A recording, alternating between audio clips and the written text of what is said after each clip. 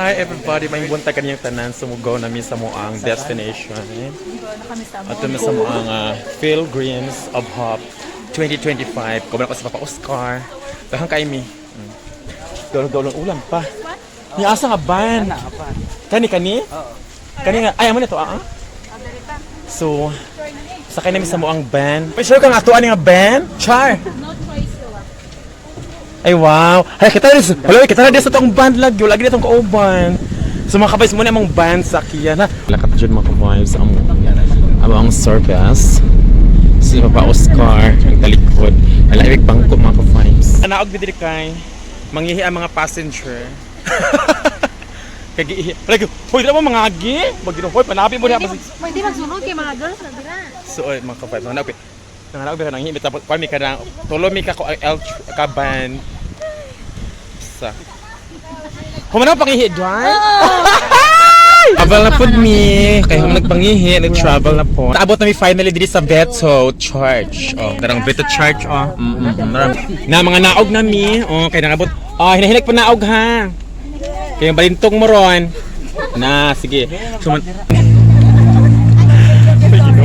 kaya man namin sulod sa Bito, sumato na sa limis sa kuan. Pakabinto na sa mag.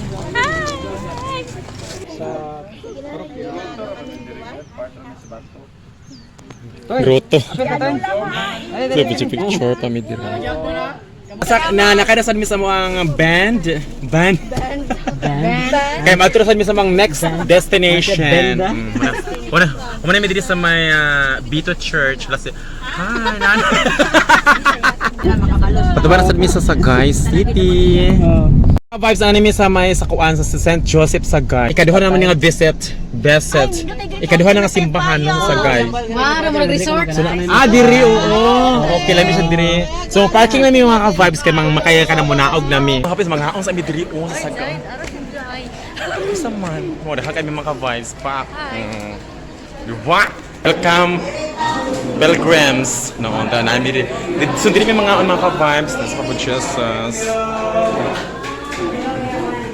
Pilgrims. Diba?